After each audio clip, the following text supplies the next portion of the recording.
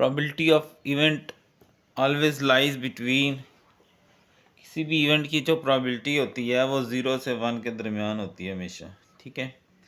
The idea of probability was given by, probability का idea दिया था गैम्बलिंग गेम ने, ठीक है। The probability of all possible outcome of a random experiment is always equal to, जितने possible outcome हो सकते हैं एक रैंडम एक्सपेरिमेंट के वो ऑलवेज इक्वल टू 0 होता है। Which is an impossible event when a die, अगर हम एक डाई को रोल करें तो इम्पॉसिबल इवेंट क्या है 9 और 7, क्योंकि डाई में 9 और 7 होता ही नहीं है, ठीक है। The probability of an impossible event, impossible event is equal to 0, ये हमेशा ही होती है, ठीक है, always. Probability is the measurement of both B and C, यानी चांस या अनसर्टेनिटी दोनों को जाहिर करता है। प्रोबेबिलिटी ऑफ श्योर इवेंट, जो इवेंट पक्का पता है कि होना ही होना है उसकी प्रोबेबिलिटी 1 होती है और ना हो तो 0। The probability of an event can never be negative, कभी नहीं हो सकती, ठीक है। प्रोबेबिलिटी किसी इवेंट की नेगेटिव नहीं हो सकती। Particle result of an experiment, एक एक्सपेरिमेंट का जो रिजल्ट हो सकता है उसको हम क्या कहते हैं, आउटकम, ठीक है, क्या कहते हैं, outcome. The probability of an event must be, probability of किसी इवेंट की नॉन नेगेटिव होनी चाहिए, यानी नेगेटिव नहीं होनी चाहिए। इफ़ ए एंड बी, अगर ए और बी इंडिपेंडेंट इवेंट्स हैं तो प्रोबेबिलिटी ए आफ्टर बी हो सकती है प्रोबेबिलिटी ऑफ ए के बराबर, या probability B after A probability of, यानी ये दोनों इवेंट इसमें आ सकते हैं अगर इंडिपेंडेंट इवेंट्स हों तो। A coin and dice are thrown together, अगर एक कॉइन और डाई दोनों फेंके गए हैं तो क्या हो सकता है, कॉइन में 2 होते हैं, डाइस में, अच्छा अगर इकट्ठा फेंकें तो 6 तो 12 वेज आ सकते हैं, ठीक है। प्रोबेबिलिटी ऑफ ए और प्रोबेबिलिटी ऑफ बी है, इंडिपेंडेंट इवेंट हो तो प्रोबेबिलिटी ऑफ ए बी क्या होगा, दोनों को मल्टीप्लाई कर लेंगे, 2 1 2 3 3 9, तो 2/9 आ जाएगा, ठीक है। जो बच्चे ऑनलाइन होते हैं कमेंट में ज़रूर बताया करें वीडियो की समझ आ रही है, वीडियो को लाइक भी किया करें, अगर समझ आती है, नहीं आती फिर तो रोला ही नहीं ना है। और अगर किसी और के भी फ़ायदे में आ सकती है तो शेयर भी कर लिया करें, ठीक है। अगर probability of A intersection B equal to 0 ना हो तो इवेंट्स क्या होंगे, नॉट म्यूचुअली एक्सक्लूसिव इवेंट्स होंगे, ठीक है। तो नॉट म्यूचुअली एक्सक्लूसिव इवेंट्स,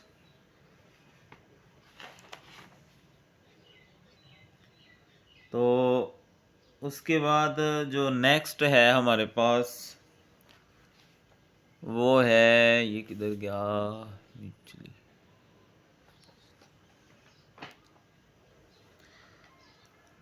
अच्छा म्यूचुअली एक्सक्लूसिव इवेंट्स कौन से होते हैं, जो म्यूचुअली एक्सक्लूसिव होते हैं जो इकट्ठे होकर नहीं हो सकते।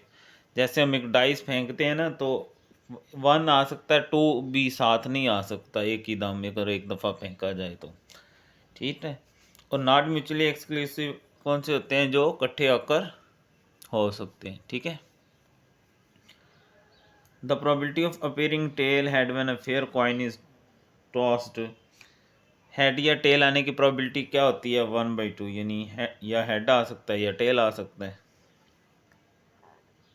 If 2 events have not common sample point they are called mutually exclusive events, जो सेम ना हो सके, एक जैसा ना आ सके। ए और बी म्यूचुअली एक्सक्लूसिव इवेंट्स होंगे अगर उनका इंटरसेक्शन खाली सेट हो। अगर ऊपर देखो ना, इसमें नॉट 0 था तो नॉट वाला आया था, अब इसमें 0 के बराबर है तो म्यूचुअली।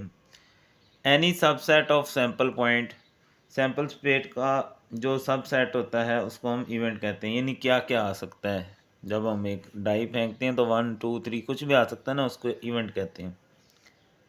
कंपाउंड इवेंट क्या होता है, जिसमें मोर देन वन आउटकम होती हैं। Compound probability A intersection B not equal to 0 होती है, हम ऊपर भी पढ़ के हैं, not mutually exclusive. In throwing 3 coins, possible outcome or samples for tossing 3 coin consist of।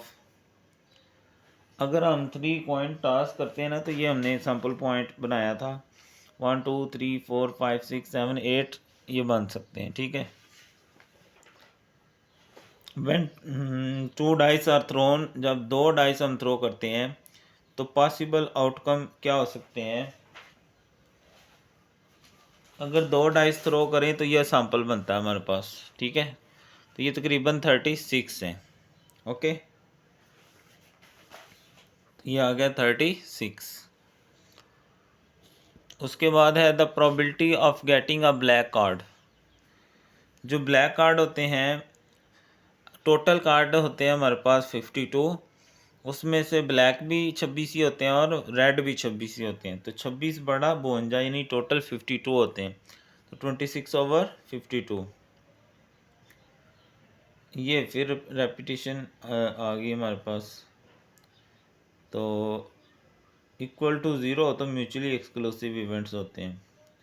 और डिसजॉइंट भी है तो ए और बी दोनों पे लगा सकते हैं आप, ठीक है। ये भी सही है और ये ज़्यादा सही है, क्योंकि डिसजॉइंट के लिए भी यही कंडीशन होती है कि वो बराबर खाली सेट होता है। इवन नंबर की प्रोबेबिलिटी क्या होती है, अगर हम इवन नंबर देखें डाइस में तो क्या होता है 2 4 6, तो ये 3 है, टोटल 6 होता है। कटिंग करेंगे तो 1/2 आ जाएगा। तो ये ए वाला ऑप्शन सही है।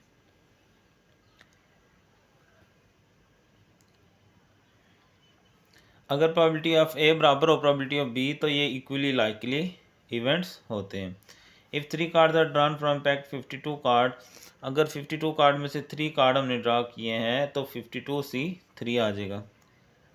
इम्पॉसिबल जो इवेंट होता है उसकी प्रोबेबिलिटी 0 होती है। If a coin is tossed twice, अगर एक कॉइन जो है वो 2 दफ़ा फेंका गया है तो probability of getting 1 head and 1 tail, तो वो 1/2 ही होती है। हमने पीछे भी पढ़ा है, कॉइन टॉस हो तो हाफ हाफ प्रोबेबिलिटी होती है हेड की भी और टेल की। If n coins are toss the possible outcomes 2n possible outcome हो सकते हैं। अगर n कॉइन हमने n कॉइन अगर हम टॉस करें तो, ठीक है। 2 dice are roll together, 2 dice roll किए हैं तो 6 की पावर 2 यानी टोटल 36 आउटकम उसमें से आ सकती हैं। In tossing 2 perfect coin probability at least 1 head, अगर हम 2 कॉइन टॉस करें तो एक एक हेड आने की जो चांस है, ये देखें 2 दफ़ा टॉस करें तो ये बनता है, तो ये 3 हेड 3 आएंगे, 3/4 यानी हेड कम से कम एक दफ़ा आया हुआ है 3 में, तो आएगी 3/4। प्रोबेबिलिटी ऑफ ए है 0.7, प्रोबेबिलिटी ऑफ ए कम्प्लीमेंट क्या होगी, 1 में से इसको माइनस कर देंगे तो ये 0.30 यानी 1 माइनस 0.7 करें तो ये जवाब आ जाएगा। For 2 independent events probability of A और बी दी गई, ए इंटरसेक्शन बी में दोनों को मल्टीप्लाई कर लेंगे तो ये आ जाएगा 0.024। तमाम जो पॉसिबल आउटकम होती हैं उसको हम सैम्पल स्पेस कहते हैं। The probability of drawing any one spade from the pack of 52 card, जो स्पेड कार्ड होते हैं, अब वो 13 होते हैं ना, टोटल 52 हैं, तो 13 4 52, 1/4 आ जाएगा, ठीक है, 1/4।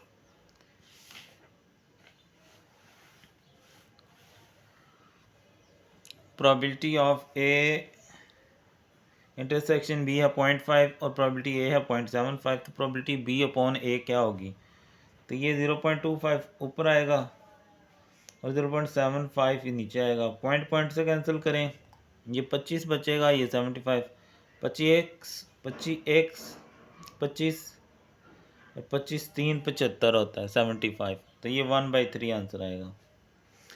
ए and B mutually exclusive events हों तो probability of A intersection B क्या होगा, 0 होगा। इफ़ 3 कॉइन और टॉस, तो probability of at 1 head, कम से कम एक हेड आने की प्रोबेबिलिटी।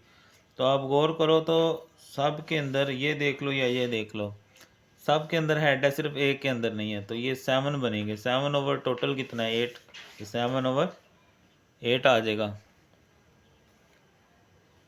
2 कॉइन टास्क करें तो पॉसिबल आउटकम कितने आ सकते हैं, 4 होते हैं जी। ठीक है, अभी मैंने दिखाया अभी आपको, ये देखें। ठीक है, the probability of getting head on a single throw of coin, अगर हम एक दफ़ा कॉइन थ्रो करें, ये बार बार वही पूछ रहा है, तो 1/2 ही होता है ना यार।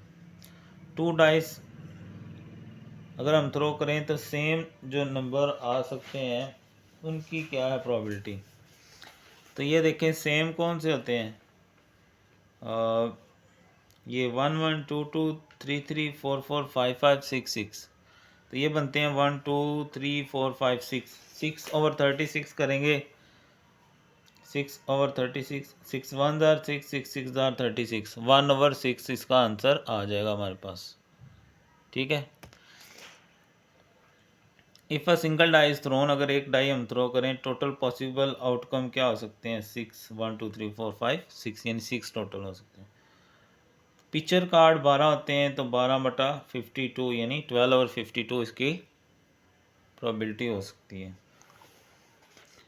If a die is rolled once, अगर हम एक डाई को एक दफ़ा फेंकें, प्रोबेबिलिटी ऑफ ऑड नंबर्स, पीछे हमने इवन का किया था ना 3/6, तो 1/2 आ गया था, तो ऑड की भी 1/2 ही आती है। रेड कार्ड 26 होते हैं, तो रेड कार्ड 26 ओवर 52, कटिंग करेंगे 26 1 जार और ये 2 होता है 52, तो ये 1/2 आएगा।